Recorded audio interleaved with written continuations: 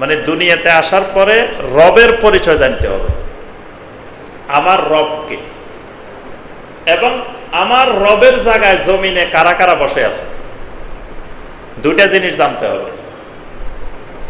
একটা হলো আমার প্রকৃত রবকে, এ রব খুঁজে বাইর করতে হবে। আরেকটা হলো আমার রবের জায়গায় এই উত্তরাতে কে কে বসে আছে, এটা খুঁজে বাইর করতে হবে, বাইর করা ফরজ। আচ্ছা, আপনাদের উত্তরায় রব আছে? নাই। আজ পুরা উত্তরা খুঁজলে কেউ কি বলবে যে আমি রব? এরকম কোন লোক খুঁজে পাইবেন যে বলবে যে আমি রব? আপনি যদি কালকে রব খুঁজতে বাইর হন, পুরা উত্তরা খুঁজি তো একজন রবও পাওয়ার সম্ভাবনা নাই। তা আপনি আসি বলবেন যে না, উত্তরাতে কোনো রব নাই, অথচ উত্তরাতে প্রতি রোডে রোডে গলিতে গলিতে রব বসে আছে। এই জন্য রব বুঝতে হবে, রব বোঝা ফরজ, রব জানা ফরজ। কবরের 1 নম্বর প্রশ্ন, মার রব্বুকা। তাহলে আপনার জমিনে এই 70-80 বছর 90 বছর আল্লাহ যেটা হায়াত দেন, এই হায়াতের মধ্যে 1 নম্বর কাজ রব খুঁজে বাইর করা। প্রকৃত রব পাই গেছেন, আলহামদুলিল্লাহ। তবে প্রকৃত রব পাওয়ার সাথে সাথে বাতিল রব চিনতে হবে। সত্যিকারের রবকে আপনি খুঁজে পাইছেন, আলহামদুলিল্লাহ। কিন্তু সত্যিকারের রব পাওয়ার পরে যদি বাতিল রব না চিনেন, তাহলে কি করবেন? ওই আল্লাহকেও রব মানা হবে, সাথে সাথে বাতিল রবদেরকেও আপনি রব মানে বসে থাকবেন। আল্লাহর সাথে শিরক, আল্লাহর সাথে শরীক হয়ে যাবে। এই জন্য বাতিল রব না চিনলে তাওহীদ হয় না। লা ইলাহা ইল্লাল্লাহর রুকন কয়টা বলেন তো দেখি? যে একজনে বলছেন 2টা, বাকিরা কিছু বলেন নাই। লা ইলাহা ইল্লাল্লাহর রুকন কয়টা? এই লা ইলাহা ইল্লাল্লাহ জান্নাতের চাবি না?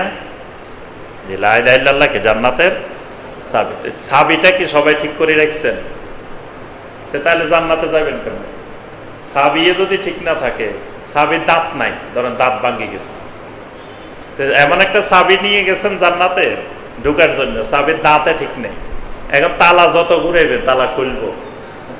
জান্নাতের মধ্যে তালা যেটা লাগানো, ওইটার দাঁতের সাথে আপনার চাবির দাঁত মিলে আছে কিনা, চাবিটা ঠিক আছে কিনা, এটা পরীক্ষা নিরীক্ষা করে দুনিয়া থেকে যেতে হবে না? এই জন্য লা ইলাহা ইল্লাল্লাহর ইলম অর্জন করা ফরজে আইন। সূরা মুহাম্মাদের 19 নম্বর আয়াত, ফাআলাম আন্নাহু লা ইলাহা ইল্লাল্লাহ। লা ইলাহা ইল্লাল্লাহর ইলম শিখো। আল্লাহর জমিনে এসএসসি পাস করা, এইচএসসি পাস করা, ডিগ্রি পাস করা, ডক্টরেট করা, এগুলো একটাও ফরজ না। আপনি যদি এসএসসি পাস না করেন, আল্লাহ জিজ্ঞেস করবে, এই মিয়া এসএসসি পাস করো নাই কেন? কাউকে আল্লাহ প্রশ্ন করবে, এই তুমি দাখিল পাস করো নাই কেন, জিজ্ঞাসা করবে। কিন্তু এই ইলম সবার উপরে ফরজ, লা ইলাহা ইল্লাল্লাহর ইলম আল্লাহর প্রত্যেক বান্দা বান্দির উপরে ফরজ। তো অথচ দুনিয়াতে ডিগ্রি অর্জন করতেছে শত শত ডিগ্রি, কিন্তু লা ইলাহা ইল্লাল্লাহর ইলমের খবরে নেই। ওই দিন আমাদের বারিধারা ডিওএইচএস কনভেনশন সেন্টারে একটা দার্সে, তো একজন ভাই বসছেন আমার সামনে দার্সে। আমাদের আলোচনা ছিল লা ইলাহা ইল্লাল্লাহর উপরেই, আরকানুল ঈমানের উপরে। তো উনি আলোচনার পরে বললেন যে আমি 2টা ইউনিভার্সিটির ভাইস চ্যান্সেলর ছিলাম, 4 বছর 8 বছর ভাইস চ্যান্সেলর ছিলাম। তো এত লেখাপড়া করছি, এত কিছু করছি, এখন দেখতেছি নার্সারির পড়া, প্লের পড়া, সেগুলোই তো পারি না। লা ইলাহা ইল্লাল্লাহর ইলম তো শিখি নাই, তো শিখলাম কি সারা জীবন? কি পড়ালেখা করলাম? এই জন্য যে ইলম ফরজে আইন, সেটার ইলম শিখতে হবে, একটু সময় লাগাইতে হবে কাজ এই লা ইলাহা ইল্লাল্লাহর ইলমের জন্য। লা ইলাহা ইল্লাল্লাহর 2টা রকম, একটা নফি, একটা ইসবাত। নফি হলো লা ইলাহা, ইসবাত হলো ইল্লাল্লাহ। নফি মানে না করা, ইল্লাল, আর ইসবাত মানে হ্যাঁ করা। 4টা জিনিসকে চিরতরে না করতে হবে, 4টা জিনিসকে চিরতরে হ্যাঁ করতে হবে, তাহলে লা ইলাহা ইল্লাল্লাহ হবে। তো না করবেন কোন কোন জিনিস? আরবাবাম মিন দুনিল্লাহ, আল্লাহ ছাড়া জমিনে যত বাতিল রব আছে সমস্ত রবকে চিরতরে না করে দিতে হবে। একটা রবের সাথেও কোনো সম্পর্ক থাকা যাবে না। এখন রবের সাথে যে সম্পর্ক চিহ্ন করবেন তা আগে তো রব চিনা লাগবে, কারা কারা রব, উত্তরা কারা কারা রব, আগে এটা চিনতে হবে, তারপরে না সম্পর্ক চিহ্ন করবে, না কার সাথে সম্পর্ক চিহ্ন করবে। চিনার পরে দেখবেন সাহাবায়ে কেরাম বদরের যুদ্ধে এই পাশে 319 জন, ওই পাশে 1000, এই যে 319 জন আর 1000, ওই পাশে যারা দাঁড়াইছে এরা এদের কারো বাপ, কারো ভাই, কারো ছেলে, কারো রক্তের আত্মীয় স্বজন। বদরের যুদ্ধটা যাদের মধ্যে হয়েছে এখানে সব কিন্তু আত্মীয় স্বজন। বাপ ছেলের বিরুদ্ধে দাঁড়াইছে, ছেলে বাপের বিরুদ্ধে দাঁড়াইছে, ভাই ভাইয়ের বিরুদ্ধে দাঁড়াইছে। নবী সাল্লাল্লাহু আলাইহি সাল্লামের মেয়ের জামাই শ্বশুরের বিরুদ্ধে যুদ্ধ করতে আসছে। তাহলে এই যে সংঘাত, এটা কিসের সংঘাত, কেন আসছে? রুবুবিয়্যতের সংঘাত, রবের সংঘাত। দুইজনের রব আলাদা, এই কারণেই এই সংঘাত। এই জন্য রব চিনা 1 নম্বর ফরজ। আল্লাহ ছাড়া যত বাতিল রব আছে সবগুলা কি করতে হবে? চিরতরে বাতিল, খালি বাতিল না। 2 নম্বরে আলিহাতাম মিন দুনিল্লাহ, আল্লাহ ছাড়া যত বাতিল মাবুদ আছে সমস্ত বাতিল মাবুদকে না করে দিতে হবে। তা এখন আল্লাহ ছাড়া বাতিল মাবুদ কারা কারা, এগুলো চিনে বাইর করতে হবে। 3 নম্বর আন্দাদাম মিন দুনিল্লাহ, আল্লাহর সমকক্ষ জমিনে যারা বসে আছে, আল্লাহর ক্ষমতা যারা ছিনিয়ে নিছে, আল্লাহর কাজ জমিনে যারা করা শুরু করছে, এদের সাথে সম্পর্ক ছিন্ন করতে হবে। 4 নম্বরে তাগুত, তাগুতের সাথে সম্পর্ক ছিন্ন করা ফরজে আইন। সমস্ত নবীদের দাওয়াতের দ্বিতীয় অংশ ওয়াজতানিবুত তাগুত, তাগুত পরিহার করা। এখন দেখা গেছে আপনি খুব আল্লাহওয়ালা মানুষ, আবার আপনি যখন তাগুত চিনবেন দেখবেন যে আপনি নিজেই তাগুত হয়ে বসে রয়েছেন। তাগুতের সাথে সম্পর্ক ছিন্ন করবেন কার সাথে? আপনি নিজেই তাগুত। তাগুত চিনেন নাই দেখি বুঝতেছেন না যে আপনি নিজেই তাগুত। অথবা তাগুতের অনুসারী, তাগুতের আপনি সবসময় তাগুতের সাথে উঠা বসা করেন, তাগুতের সাথে, তাগুতে চিনেন নাই। এই তাগুত চিনা ফরজ। তাহলে আরবাবাম মিন দুনিল্লাহ, আলিহাতাম মিন দুনিল্লাহ, আন্দাদাম মিন দুনিল্লাহ, তাগুত, এই 4টা শ্রেণীর সাথে সম্পর্ক ছিন্ন করা ফরজ। এটা লা ইলাহা ইল্লাল্লাহর রকন, নফির অংশ, ইসবাতের অংশ, হার অংশ। 4টা বিষয় কিয়ামত পর্যন্ত, আমার মৃত্যু পর্যন্ত হ্যাঁ, ইয়েস। 1 নম্বর আর রুবুবিয়্যাতু লিল্লাহি ওয়াহদা, আল্লাহকে একমাত্র রব মেনে নেওয়া। 2 নম্বর আল উলুহিয়াতু লিল্লাহি ওয়াহদা, আল্লাহকে একমাত্র ইলাহ মেনে নেওয়া। 3 নম্বর আল মুহাব্বাতুল খালিসাতু লিল্লাহ, মুহাব্বতে খালিসা, মানে সবচেয়ে উপরের মহব্বত যেটা, এটা একমাত্র আল্লাহর জন্য নির্দিষ্ট করা। আল্লাহর মহব্বতের কারণে আপনি স্ত্রী ছাড়তে পারবেন, কোনো অসুবিধা নেই। আল্লাহর মহব্বতে মা বাপ ছাড়তে পারবেন, কোনো অসুবিধা নেই। আল্লাহর মহব্বতে দুনিয়ার সবাইকে ছাড়া যাবে, কারণ আল্লাহর মহব্বত, রাসূলের মহব্বত সবার ঊর্ধ্বে। এটা মহব্বতে খালেসা। আরেকটা হলো আত-তাআতুল মুতলাকা, মানে নিঃশর্ত আনুগত্য। আরেকটা হলো শর্তযুক্ত আনুগত্য। আল্লাহ এবং রাসূলের আনুগত্য হবে নিঃশর্ত আনুগত্য, আর দুনিয়ার বাকি সবার আনুগত্য হবে শর্তযুক্ত আনুগত্য। তো এই 4টা হলো হ্যাঁ, আর এই 4টা হলো না। এই 8টা ঠিক হয়েছে কিনা আগে দেখতে হবে। 8টা যদি ঠিক হয়, মনে করবেন যে আপনার লা ইলাহা ইল্লাল্লাহ রোকন ঠিক হয়েছে। নামাজের ভিতরে রোকন আছে না? একটা রোকন যদি কোনো কারণে বাদ পড়ে, নামাজ হইব, নামাজ পুরাটাই বাতিল, খালি ওই অংশ বাতিল না। ধরেন নামাজের রুকু করেন নাই, বাকি সব করছেন, নামাজ হয়েছে, একটার কারণে পুরা সব বাতিল। তাহলে এই 8টার মধ্যে একটা যদি কোনো কারণে সমস্যা হয়, তা আপনার পুরা লা ইলাহা ইল্লাল্লাহ বাতিল। তাহলে আমরা যে কথাটা বলছিলাম, এই যে এখান থেকে এই ৭৮ নম্বর আয়াতে কারিমা থেকে যে বিষয়টি আলোচনা আসতেছে, রবের আলোচনা, রুবুবিয়্যাত। আল্লাহ রাব্বুল আলামিনকে যে একমাত্র রব মানব, তো রবকে চিনতে হবে। রব চিনার জন্য আল্লাহ পাক কোরআনে সবচেয়ে বেশি আয়াত নাযিল করছেন রবের পরিচয় দিয়ে। অর্ধেকের বেশি আয়াত কোরআনের শুধু রবের পরিচয়, রবকে। কারণ মৃত্যুর সাথে সাথে আপনার প্রশ্ন মার রব কোকা, এই পরীক্ষা পাস করতে হলে রবকে চিনা। তো রব কেমনে চিনবে?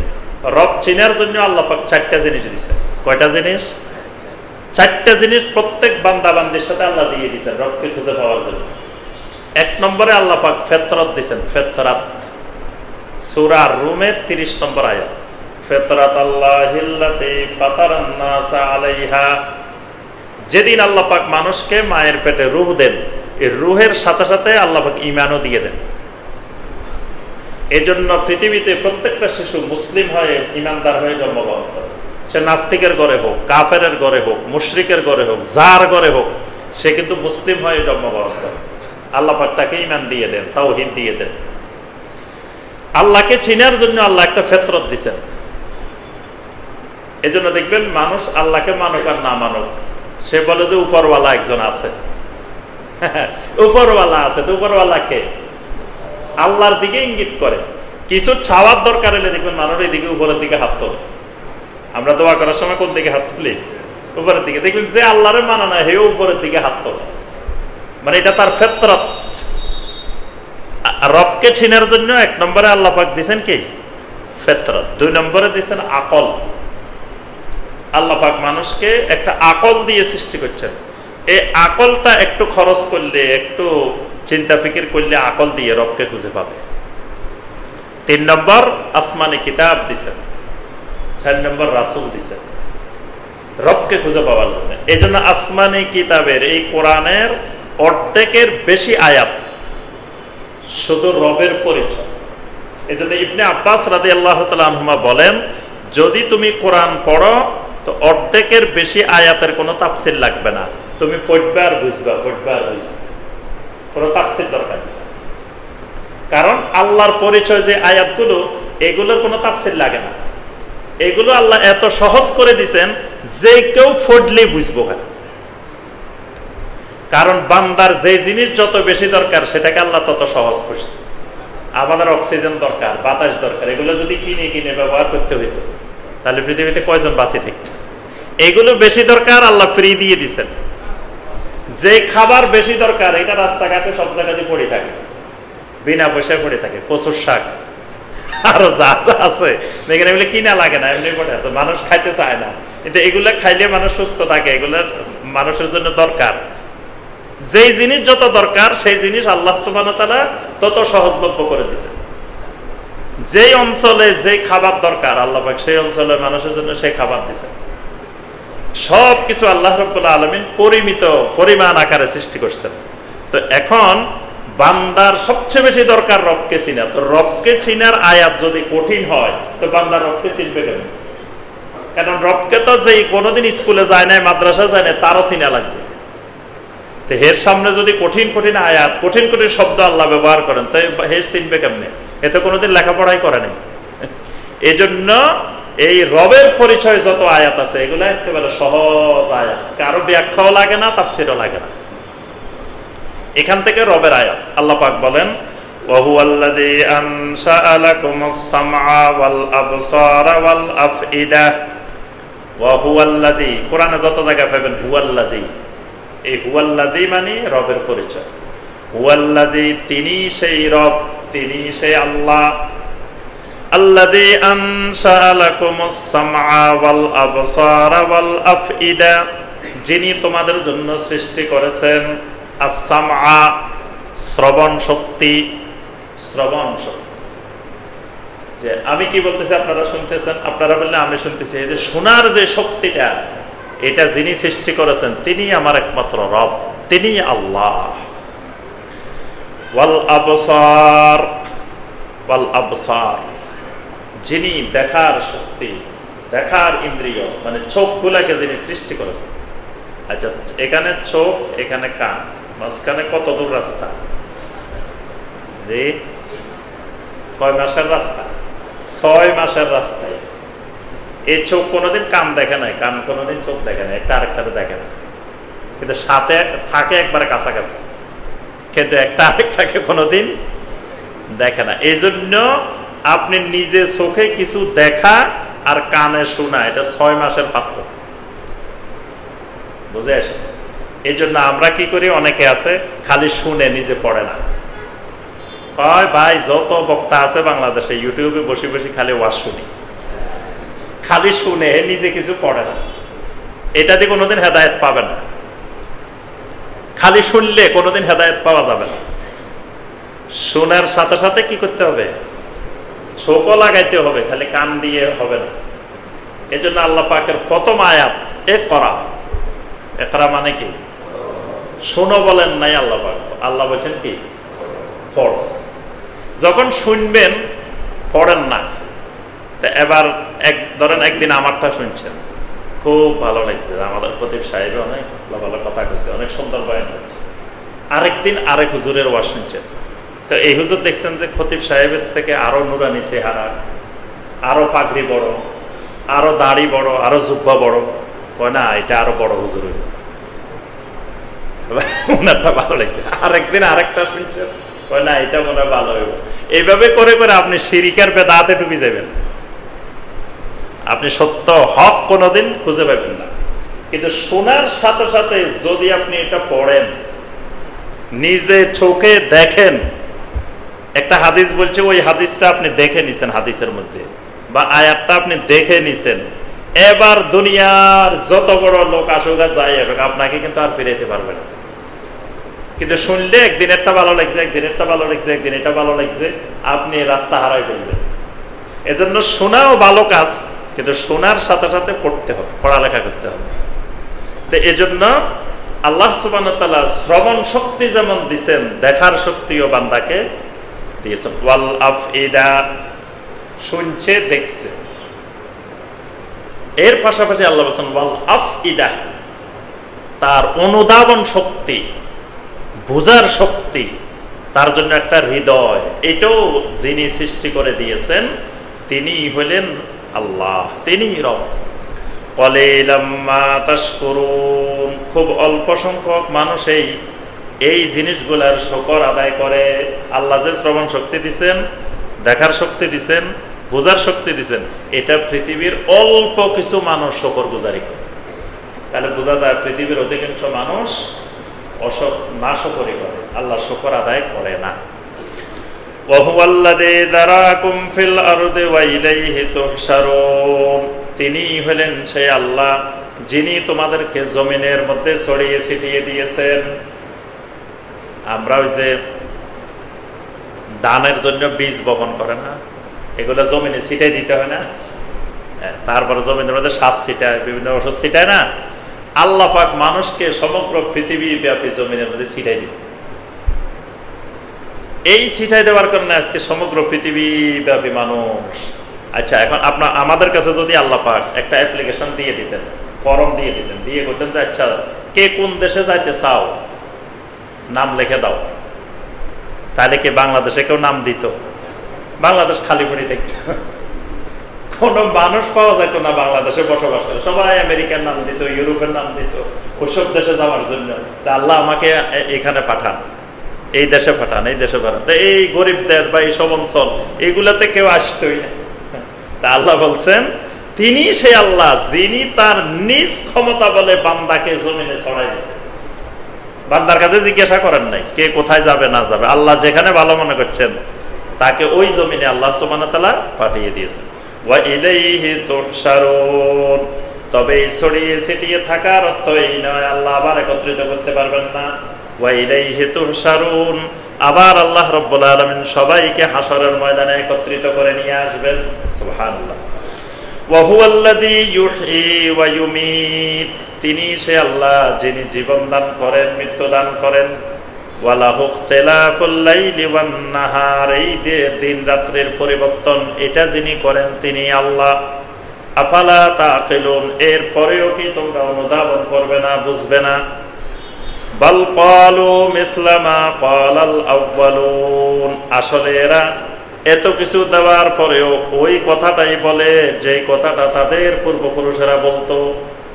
তাদের পূর্বপুরুষেরা যে কথাটা বলতো এরা সবকিছুর পরে, বোঝা শোনা সবকিছুর পরে আসি ওই কথাটাই বলে। দেখবেন আপনি সমাজের অনেক মানুষ আছে কোরআন দিয়ে হাদিস দিয়ে অনেক কিছু বুঝাইলেন, তা লাস্টে আসে কয় বাবারে মুরব্বীরা যা করি এসছে এটার বাইরে আমি যাওয়ার সুযোগ নেই। আপনি যা বুঝান না কেন, যত আয়াত দিয়ে বুঝান, যত হাদিস দিয়ে বুঝান, যা বুঝান, লাস্টের কথা হইল বাপ দাদারা যা করি এসছে, মুরব্বীরা যা করি এসছে, যেমনি চলি এসছে, এটার বাইরে যাওয়ার আমার সুযোগ নাই। তা আল্লাহ পাক বলছেন এদেরকে আমি এই যে এত কিছু দিলাম, দেওয়ার পরেও, সব বুঝার পরেও সর্বশেষ গিয়ে ওই কথাটাই বলে যে কথাটা তাদের পূর্বপুরুষেরা বলছে। তাদের পূর্বপুরুষেরা কি বলতো? ক্বালু আইযা মিতনা ওয়া কুন্না তুরাবান ওয়া ইযামান আইন্না লামাবউসুন। তাদের পূর্বপুরুষেরা এই কথাটাই বলতো, আমরা যখন মরে যাব, মাটি হয়ে যাব, আমাদের হাড্ডি পর্যন্ত মাটির সাথে মিশে যাবে, আইন্না লামাবউসুন, কেমন করে আমরা আবার তার ভিতর থেকে পুনরুত্থিত হব। এটা কি কোনো বিশ্বাসের কথা? এটা কি কোনো সম্ভব? এটা তো এক অসম্ভব জিনিস। আমরা মরে মাটির সাথে মিশে সব দুনিশ্বাত হয়ে গেছে, এরপরে নাকি আবার আমাদেরকে জীবিত করা হবে, আবার নাকি তোলা হবে, এটা কিভাবে সম্ভব? তো এটা তাদের পূর্বপুরুষেরা এই কথা বলতো। এরাও সবাই এই বর্তমান জামানার, মানে যে সময় কোরআন নাজিল হয় ওই সময়ের মুশরিকেরাও এই ঠিক একই কথাটাই বলেছে। এজন্য যুগ, সময় পরিবর্তন হয়, যুগ পরিবর্তন হয়, কিন্তু মানুষের শিরিক কুফরের পরিবর্তন হয় না। এই যে এখন আধুনিকতার নামে দুনিয়াতে যা আসে, এগুলো কিন্তু আধুনিকতা না, এগুলো অনেক প্রাচীন। এগুলো লূত আলাইহিস সালামের সময়ের বিষয়, এইগুলা শুআয়ব আলাইহিস সালামের সময়ের জমানা, এগুলো মুসা আলাইহিস সালামের জমানা। তো শয়তান তো ওই জামানাও দেখছে, এই জামানাও দেখছে। তো শয়তান ওইগুলো লুকায় রাখে, কয়দিন পর পর একটা একটা প্রোডাক্ট ছাড়ে বাজারে, আধুনিকতার নামে একটা একটা ছাড়ে। তো মানুষ মনে করে এটা তো নতুন, আসলে এটা অনেক পুরানা। ধরেন আজ থেকে 2000 বছর আগে, 1500 বছর আগে, 5000 বছর আগে শয়তান এগুলো জমা করে রাখে, কোন সময় কোনটা ছাড়তে হবে ওই আলোকে সে ছাড়ে একটাকে। তো এই যে পুরানো জিনিসটাকেই দুনিয়াতে ঘুরে ঘুরে ঘুরে ঘুরে মানুষ এগুলাই করে। লাকাদ বুইদনা নাহনু ওয়া আবাউনা হাযা মিন ক্বাবলু ইন হাযা ইল্লা আসাতিরুল আউয়ালিন। তারা বলে লাকাদ বুইদনা নাহনু ওয়া আবাউনা হাযা মিন ক্বাবলু, ইতিপূর্বে তো আমাদের পূর্বপুরুষেরা আমরা এটাই প্রতিশ্রুতিবদ্ধ হয়েছি, অর্থাৎ এই কথাগুলাই আমরা বলছি। ইন হাযা ইল্লা আসাতিরুল আউয়ালিন, কোরআনের মধ্যে যে কথাগুলো আসে এগুলা তো কিছু প্রাচীন কালের কিচ্ছা কাহিনী ছাড়া আর কিছুই না। নাউযুবিল্লাহ। মানে এই কথাটাই তারা বারবার যুগে যুগে বলছে যে এই আল্লাহর কিতাবে যে কথাগুলো আছে এগুলো তো এক প্রাচীন আমলের কিছু কিচ্ছা কাহিনী। মানে ধরেন কোরআনের মধ্যে আদম আলাইহিস সালামের ঘটনা আছে, নূহ আলাইহিস সালামের ঘটনা আছে, ইব্রাহিম আলাইহিস সালামের ঘটনা আছে, মুসা আলাইহিস সালামের ঘটনা আছে। তো এরা বলে যে ইন হাযা ইল্লা আসাতিরুল আউয়ালিন, কোরআন তো দেখি খালি পুরানা কালের কিছু ঘটনা কিচ্ছা কাহিনী এগুলোই তো বর্ণনা করে। কুল লিমানিল আরদু ওয়া মান ফিহা ইন কুনতুম তা'লামুন। আরবের যে মুশরিকেরা ছিল, মুশরিকেরা আল্লাহকে বিশ্বাস করত। মুশরিকেরা আল্লাহকে কি বিশ্বাস করত, তারা কিন্তু আল্লাহকে অস্বীকার করত না। তাহলে আল্লাহকে বিশ্বাস করলে আবার কাফের কেন বলেন তো দেখি আপনারা? তারা আল্লাহকে বিশ্বাস করে, তাহলে তারা কাফের কেন?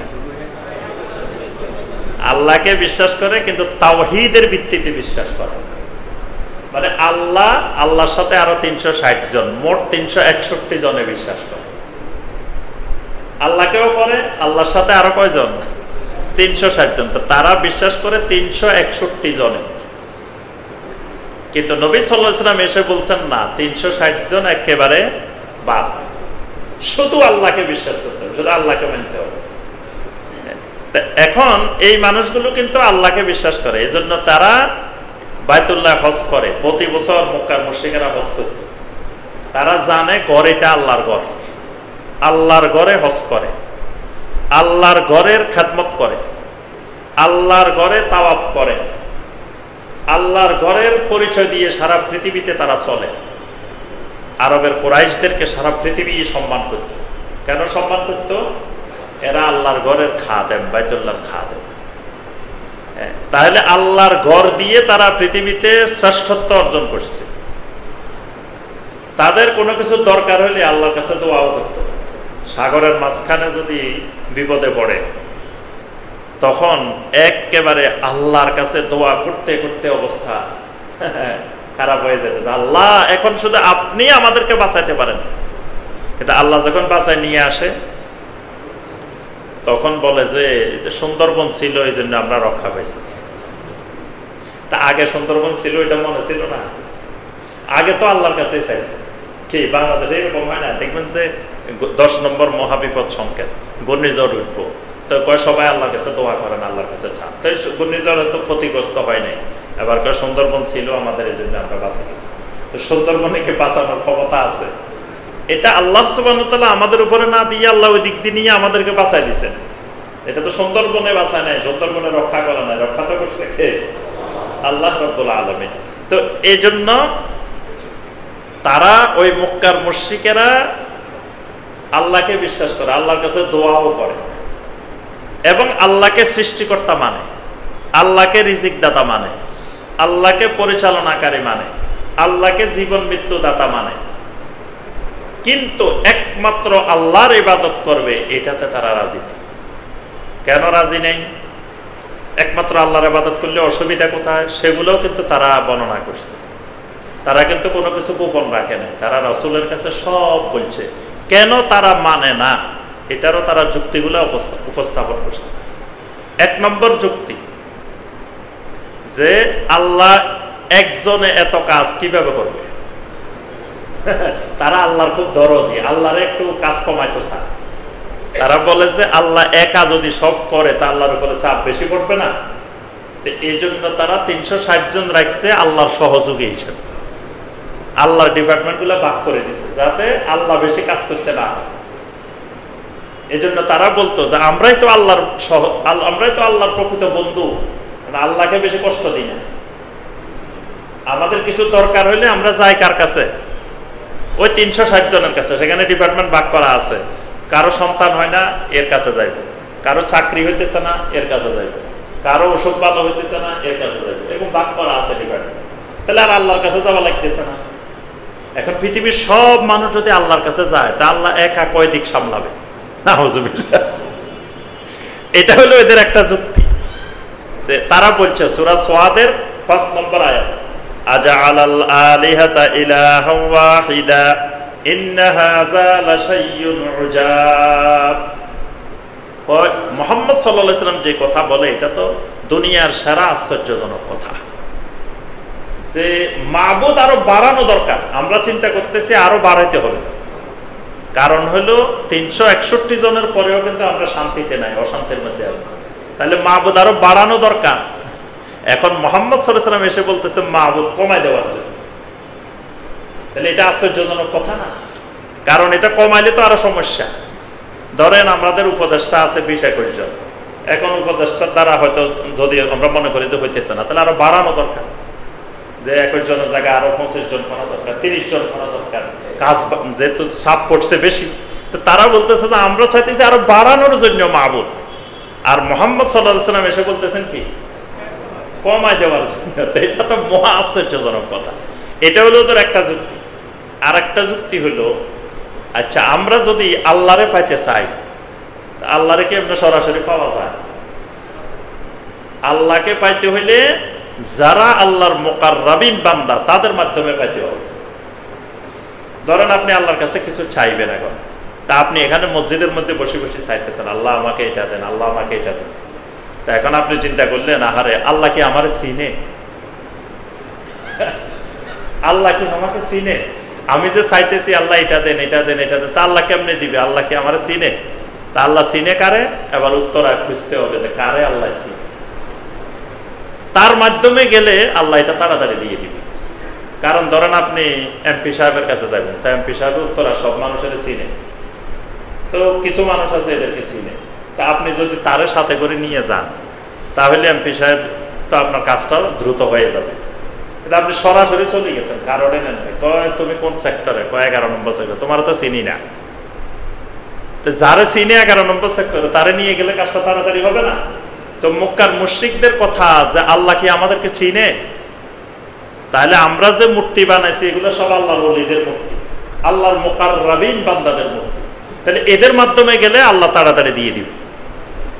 এরা যদি আল্লাহরা একটু বলে যে আল্লাহ এদেরকে দিয়ে দেন, এরা আমাদের লোক, তাহলে আল্লাহ তাড়াতাড়ি দিয়ে দিবে। কিন্তু আমি সরাসরি গেলে আল্লাহকে দিয়ে দিবে, এটা হলো মুশরিকদের আরেকটা যুক্তি। কোরআনে কারিমে আল্লাহ সুবহানাহু ওয়া তাআলা সূরা জুমারের 3 নম্বর আয়াত, 2 এবং 3 নম্বর আয়াতে আল্লাহ পাক বলছেন, এদেরকে যখন বলা হয়েছে তোমরা এসব শিরিক ছাড়ো, এই মূর্তি ছাড়ো, একমাত্র আল্লাহর ইবাদত করো, তখন তারা বলে যে ইল্লা লিয়ুকাররিবুনা ইলাল্লাহি যুলফা, যে এরা যে মূর্তি আমরা বানাইছি এগুলো কোনো চোর ডাকাত সন্ত্রাসী খারাপ লোকের একটা মূর্তিও বানায়নি, এগুলো সব আল্লাহর ওলিদের মূর্তি। তা এদের মাধ্যমে গেলে আমরা আল্লাহর মুকাররাবিন হতে পারবো, এটা এদের একটা যুক্তি। আর একটা যুক্তি হলো কিয়ামতের ময়দানে শাফাআত পাইতে হইলে এইসব আল্লাহর ওলিদের মাধ্যমে না গেলে শাফাআত পাওয়া যাবে না, এজন্য আমরা এদেরকে ছাড়তে পারবো না। এজন্য নবী সাল্লাল্লাহু আলাইহি ওয়াসাল্লামের দাওয়াতে ওরা এরকম অনেকগুলো যুক্তি উপস্থাপন করছে, এই কারণে আমরা মূর্তি পূজা ছাড়তে পারবো না, এই মাবুদগুলো আমরা ছাড়তে পারবো না। তা আল্লাহ সুবহানাহু ওয়া তাআলা এখানে বলেন যে এদেরকে আপনি জিজ্ঞাসা করেন, কুল লিমানিল আরদ, ওই মক্কার মুশরিকগুলোকে মানুষগুলোকে আপনি জিজ্ঞাসা করেন, লিমানিল আরদু, এই জমিনের কার, এই জমিনের মালিককে, ওয়ামান ফিহা, জমিনের মধ্যে যা কিছু আছে এগুলার মালিককে, ইন কুনতুম তা'লামুন, যদি তোমরা জানো তাহলে বলো। মুশরিকদেরকে আপনি জিজ্ঞাসা করেন যে যদি তোমাদের জানা থাকে বলো তো দেখি এই জমিনের মালিকানা কার, জমিনের মধ্যে যা কিছু আছে এগুলার মালিক কে? তা আল্লাহ পাক বলেন সায়াকুলুনা লিল্লাহ, আপনি এই প্রশ্ন করার সাথে সাথে সায়াকুলুন, আল্লাহ পাক খালি ইয়াকুলুন বলেন না, সিন লাগাই দিয়েছেন। সিন মানে অতি শীঘ্র, দ্রুত, তাড়াতাড়ি তারা বলবে লিল্লাহ। কি বলো? জমিন একমাত্র আল্লাহ, জমিনে যা কিছু আছে সব একমাত্র আল্লাহ। কারা বলবে? মুশরিকেরা বলবে, এটা মুমিনের কথা বলেন না। সায়াকুলুনা লিল্লাহ, তারা প্রশ্ন করার সাথে সাথে উত্তর দিবে যে এই জমিনও একমাত্র আল্লাহর, জমিনে যা কিছু আছে সব আল্লাহ। তারা কোনোদিন বলে নাই জমিনে যা আছে এগুলো অমুক দেবতা, মানুষের মালিক অমুক দেবতা, এটার মালিক অমুক দেবতা, এটা কিন্তু জীবনে কোনোদিনও মক্কার মুশরিকেরা বলে না। তাহলে জমিন এবং জমিনের মধ্যে যা কিছু আছে এগুলোর মালিক মুশরিকেরা মনে করে কাকে? আল্লাহকে। তো তাহলে রুবুবিয়তের একটা অংশ কিন্তু তারা মানে। তা আল্লাহ পাক বলছেন ঠিক আছে, এবার যখন তারা বলবে যে লিল্লাহ, এবার আপনি বলেন কুল আফালা তাযাক্কারুন, এটা হলো দাওয়াতের সিস্টেম। মানে প্রথমে যাইয়ে যদি আপনি তার সাথে যেটা দ্বিমত সেটা নিয়ে যদি দাওয়াত দেন, তো হে আগে সালাম দিয়ে দৌড়াইব, ফালাইব। এজন্য আগে যাই দাওয়াত দিতে হবে তার সাথে যেটা একমত। মুশরিকের সাথে এই জায়গায় একমত। মুশরিকও জমিনের মালিক মনে করে কাকে? আল্লাহকে। জমিনের মধ্যে যা কিছুর মালিক এটারও মনে করে আল্লাহকে। তো প্রথম যায় তাকে এটা বলো যে ভাই জমিনের মালিক কে? আল্লাহ। জমিনের মধ্যে যা কিছু আছে মালিক কে? আল্লাহ। এবার আল্লাহ বলতেছেন তাহলে আপনি বলেন আফালা তাযাক্কারুন, তো যদি জমিনের মালিক আল্লাহ হয়, জমিনের মধ্যে যা কিছু আছে সবকিছুর মালিক আল্লাহ, তো তোমার মালিকও আল্লাহ, তাহলে তুমি কি ইবাদত একমাত্র আল্লাহর করবে না? যেহেতু তোমার মালিকানা কারো নাই, তো তুমি অন্যের ইবাদত করবে কেন? যিনি তোমার একমাত্র মালিক তার ইবাদত করো।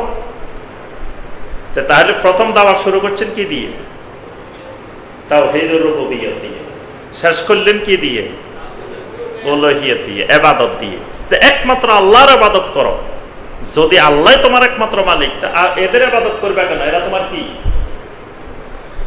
কুল মার রাব্বুস সামাওয়াতিস সাব'i ওয়া রাব্বুল আরশিল আযীম।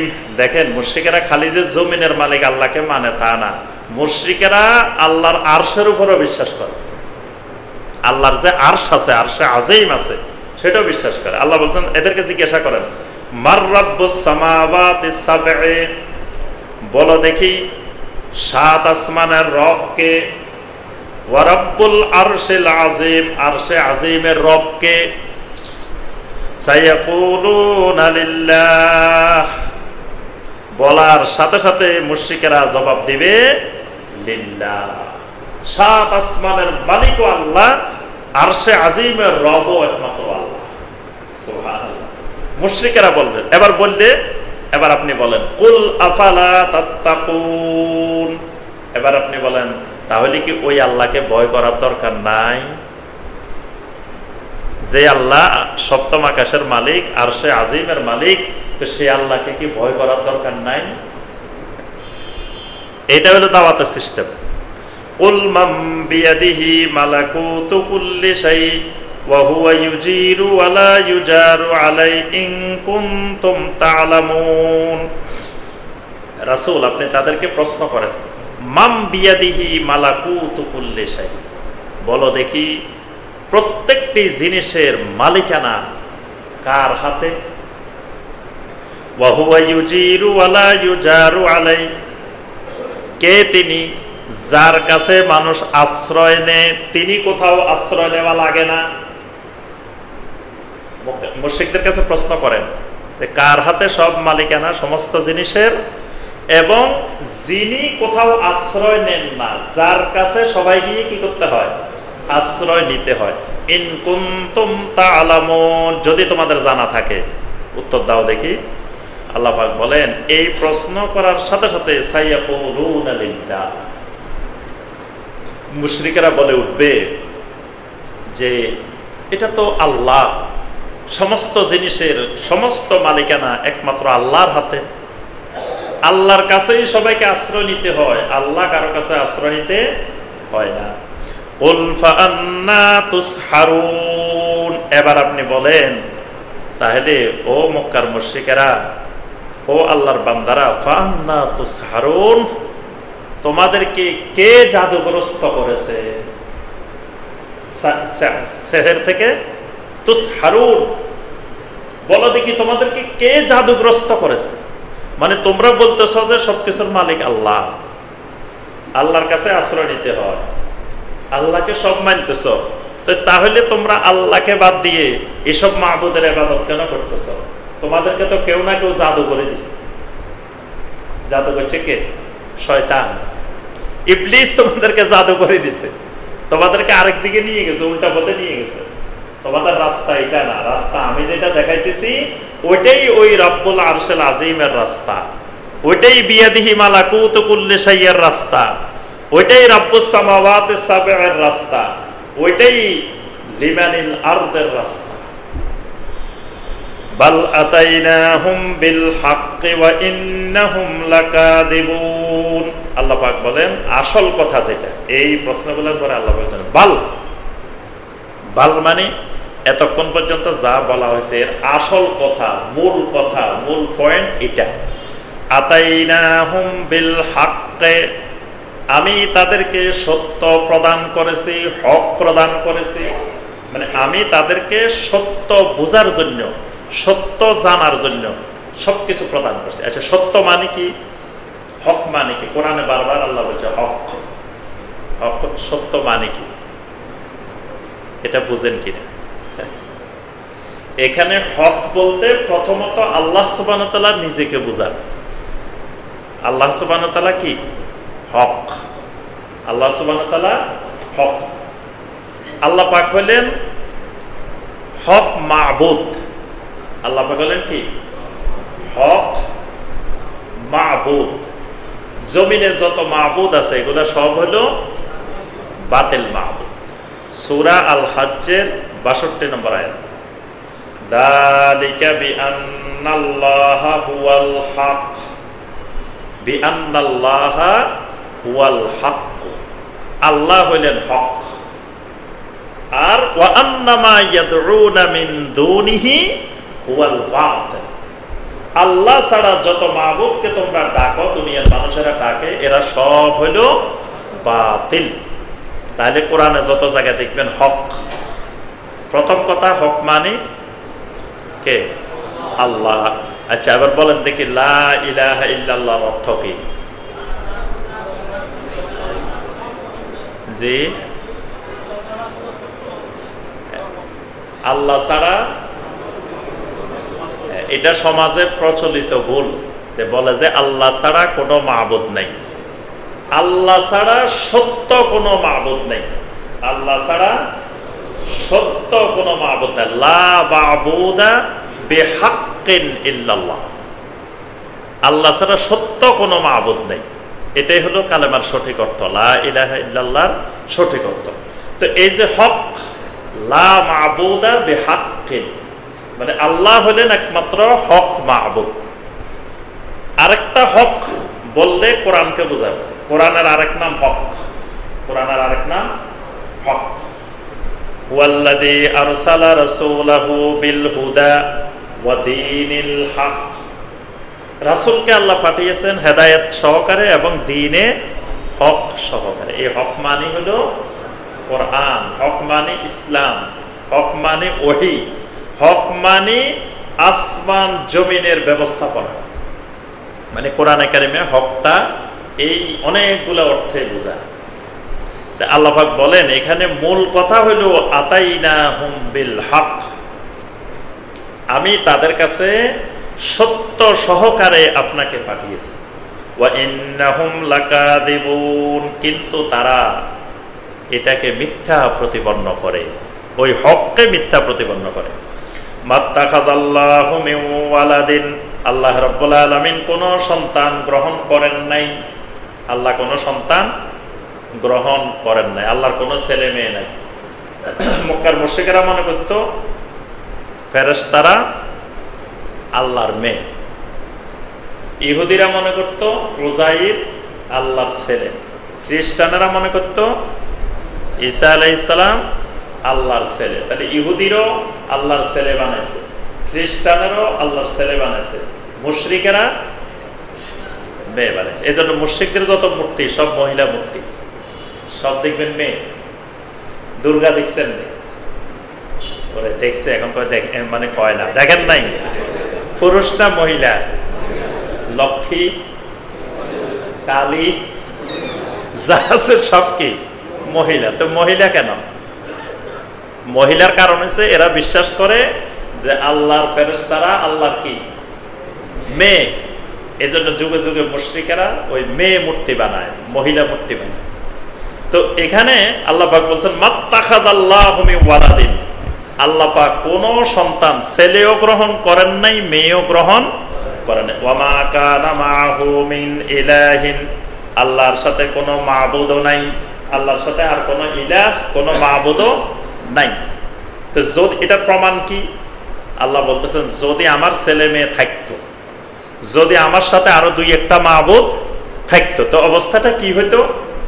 ইদাল্লা যাহাবা কুল্লু ইলাহিম বিমা খালাক, তাহলে প্রত্যেক মাবুদ তার সৃষ্টি নিয়ে আমার থেকে আলাদা হয়ে যেত।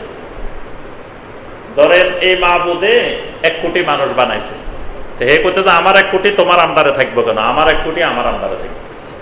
এশিয়া মহাদেশে যেগুলো আছে এগুলো আমার আন্ডারে, আফ্রিকা মহাদেশে যেগুলো এগুলো আমার আন্ডারে। এভাবে 7 মাবুদে 7 মহাদেশ ভাগ করে নিয়ে যেত। ছেলে মেয়ে থাকলে আল্লাহর, তাহলে ছেলে কইতে যে আমি এই অংশ আমারে দিয়ে দাও, এটার মালিক আমি, ভাগ বাটোয়ারা হইতো না।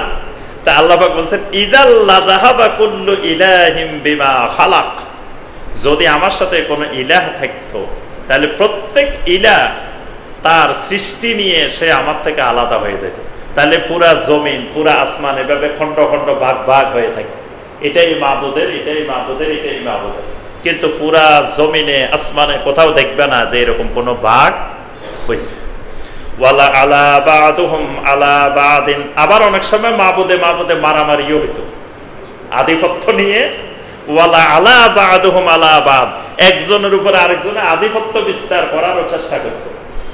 কিন্তু আসমান জমিনে কোন জায়গায় আজ পর্যন্ত মাবুদে মাবুদে সংঘর্ষ হয়েছে, আধিপত্য নিয়ে মালিকানা নিয়ে সংঘর্ষ হয়েছে, এরকম দেখা যায় নাই। সুবহানাল্লাহি আম্মা ইয়াসিফুন, মুশরিকেরা আল্লাহর সাথে যা কিছুকে সম্পৃক্ত করে এই সব কিছু থেকে আল্লাহ রাব্বুল আলামিন সুবহান, পুত পবিত্র আল্লাহ পাক। আলিমিল গায়বি ওয়াশ শাহাদা, আল্লাহ হলেন গায়েবেরও আলেম, শাহাদারও আলেম। মানে আল্লাহ পাকের কাছে গায়েব আর শাহাদা বলতে দুইটা আলাদা নাই, সবগুলো আল্লাহর কাছে সমান। ফাতাআলা আম্মা ইউশরিকুন, মুশরিকেরা যা কিছু আল্লাহর সাথে শিরিক করে এগুলো থেকে আল্লাহ রাব্বুল আলামিন অনেক অনেক ঊর্ধ্বে। কুর রাব্বি ইম্মা তুরিয়ান্নি মা ইউআদুন, রাসূল আপনি বলেন রব্বি, হে আমার রব, ইম্মা তুরিয়ান্নি মা ইউআদুন, যদি আপনি আমাকে দেখিয়ে দেন যা আপনি প্রতিশ্রুতি দিয়েছেন, ওয়াদা করেছেন, অর্থাৎ আপনার ওয়াদাকৃত জিনিসগুলো যদি আমাকে দেখিয়ে দেন। এর জবাব আসতেছে আরো পরে। প্রথম কথা, যদি আপনি আমাকে দেখিয়ে দেন, রব্বি ফালা তাজআলনি ফিল কওমিজ জালিমিন, রব্বুল আলামিন আমাকে আপনি জালেম জাতির অন্তর্ভুক্ত করবেন না। ওয়া ইন্না আলা আন নুরিয়াকা মা না'iদুহুম লাকাদিরুন, আর যদি আমি আপনি যা আমাকে প্রতিশ্রুতি দেন এই সব কিছু যদি দেখি, লাকাদিরুন, দেখার পরেও আমি এগুলো করতে সক্ষম নই। অর্থাৎ যদি আপনার সবকিছু প্রতিশ্রুত সব দেখাইও দেন এবং আমি যদি দেখিও ওই প্রতিশ্রুত সবকিছু, তারপরেও আপনি হলেন মূলত এই সবকিছুর মালিকানা, সবকিছুর ক্ষমতা, সবকিছুর নিয়ন্ত্রণ আপনার হাতে, আমার কাছে কিছু নাই। অর্থাৎ প্রতিশ্রুত জিনিস বলতে কি, যেমন জান্নাত, জাহান্নাম, এগুলো নবী সাল্লাল্লাহু আলাইহি ওয়াসাল্লামকে আল্লাহ পাক দেখাইছেন, আরো এরকম অনেক জিনিস দেখাইছেন। কিন্তু দেখানোর অর্থ এই নয় যে নবী সাল্লাল্লাহু আলাইহি ওয়াসাল্লামকে আল্লাহ পাক এগুলোর মালিকানা দিয়ে দিয়েছেন। মালিকানাটা মূলত আল্লাহ রাব্বুল আলামিনের হাতে। ইদফা বিল্লাতি হিয়া আহসানুস সাইয়্যিআ, যদি কেউ কোনো মন্দ কিছু করে ওই মন্দের প্রতিদান আপনি আহসান দিয়ে, উত্তম দিয়ে, ভালো কিছু দিয়ে দেন। নাহনু আলামু বিমা ইয়াসিফুন, তারা যা কিছু আমি আল্লাহর সাথে সম্পৃক্ত করে সেগুলো সম্পর্কে আমি ভালো করেই জানি। ওয়া কুর রাব্বি আউযু বিকা মিন হামাযাতিশ শায়াতিন ওয়া আউযু বিকা রাব্বি আন ইয়াহদুরুন, আর আপনি আমি আল্লাহর কাছে দোয়া করেন, রাব্বি আউযু বিকা, রব্বুল আলামিন আমি আপনার কাছে আশ্রয় চাই, কিসের থেকে? মিন হামাযাতিশ শায়াতিন, শয়তানের ওয়াসওয়াসা থেকে, কুমন্ত্রণা থেকে। ওয়া আউযু বিকা রাব্বি আন ইয়াহদুরুন, আপনার কাছে আশ্রয় চাই, আন ইয়াহদুরুন, যে তারা আমার কাছে হাজির হবে, মানে শয়তান শয়তানি কৌশল নিয়ে, কুমন্ত্রণা নিয়ে আমার কাছে হাজির হবে, এটার থেকেও আমি আপনার কাছে আশ্রয় চাই। আল্লাহ রাব্বুল আলামিন আমাদের সবাইকে কোরআনে কারিমের এই আয়াতগুলোর আলোকে আমল করার তৌফিক দান করুন। আল্লাহ রাব্বুল আলামিন আমাদেরকে কোরআনে কারিমের সাথে সম্পর্ক বৃদ্ধি করার তৌফিক দান করুন।